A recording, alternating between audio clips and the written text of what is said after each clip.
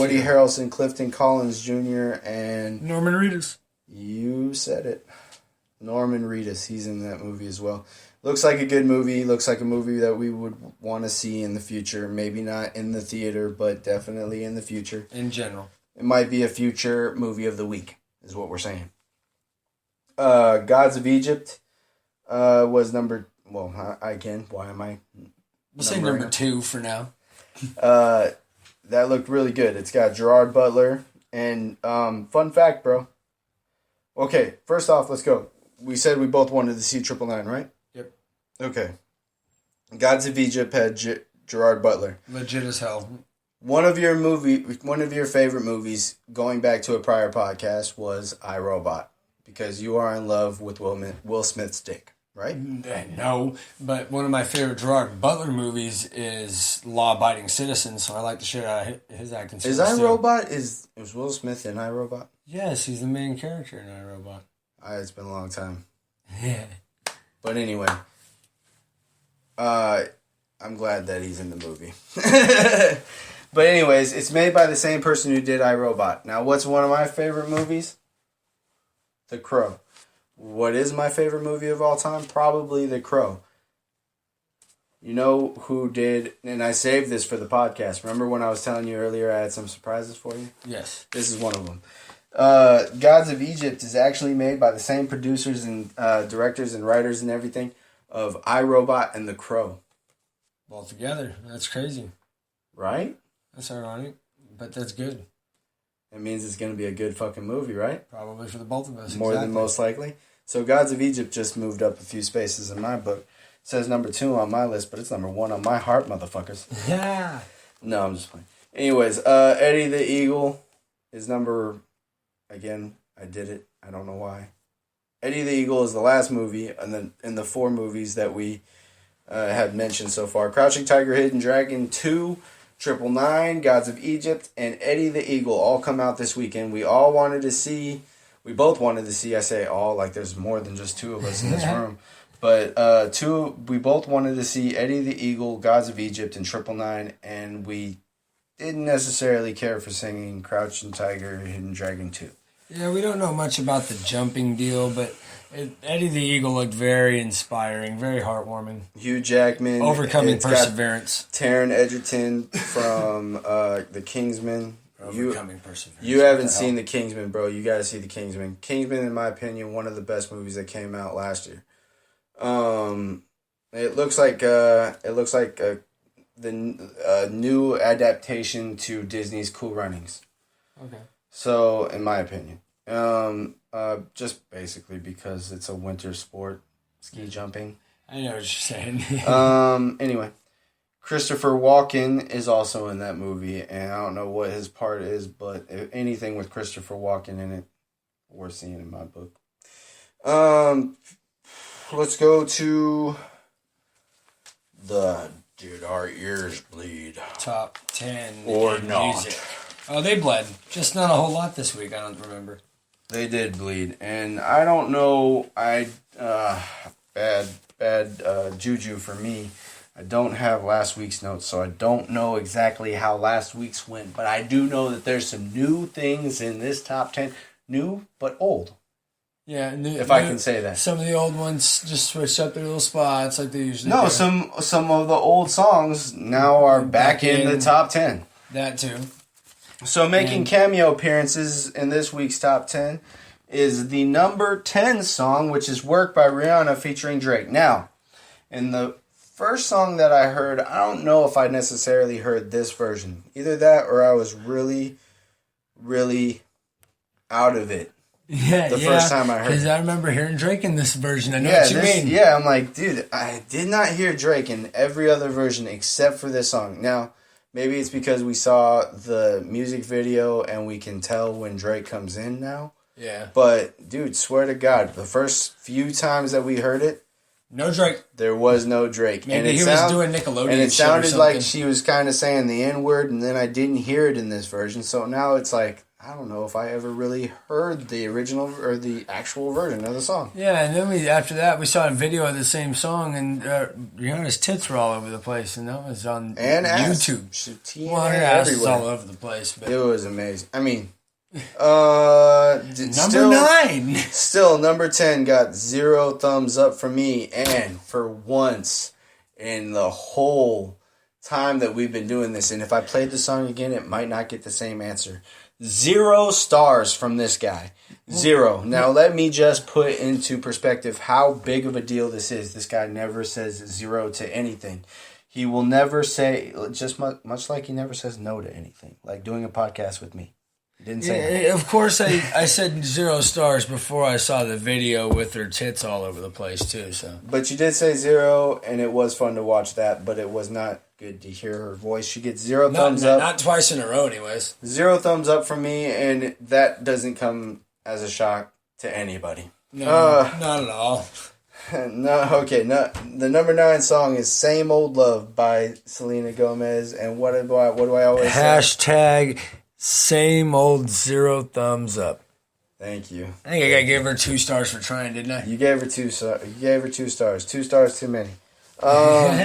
The number 8 song, "My House," and you are extremely ecstatic to see this back in the top 10, aren't you? Oh yeah, even though it's number 8, it's still it's back in. That's all that matters. Now, full disclosure, not a big fan of said one Flo Rida. Don't even like saying his name. Might as well call him Florida. Florida by My House by Florida. Flo Rida. I gets 1 thumb up only because it is the theme song to WrestleMania. 32? 32 or 33? One of those. I was waiting for you to say it, man. I don't really know. I didn't have to say it. I don't know anymore.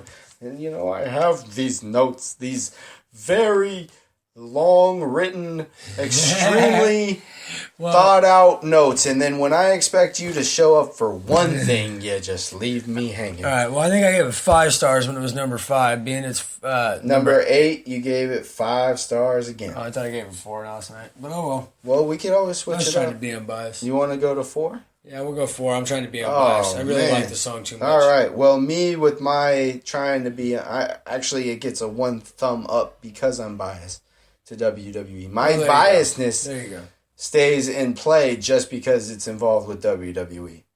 And we'll get there into the future of this podcast. Tomorrow. No, it's going to be today. We're going to go through everything today. Well, we're going to try. We are already running out of time. It's crazy. Let's try and only go in half an hour. Shit. Like, we can't fill up 45 minutes, sir. We haven't even made it through the Billboard Top 10 yet. All right. Number 7, "Roses" by Chainsmokers featuring Roses gets 4 stars from you, 1 thumb up from me. "In the Night" by The Weeknd gets 2 thumbs up from me, only gets 3 stars from you. I am starting to love this song. I don't know what it is. There's not many songs that catch my ear like that, but it's like an earworm. It's like always stuck in there. So, number 5, "Stitches" by Shawn Mendes gets same old 0 thumbs up. And you got 2 stars from you because you try to remain... Not a video. It is again the video. It tries... I gave it 1 for the song itself.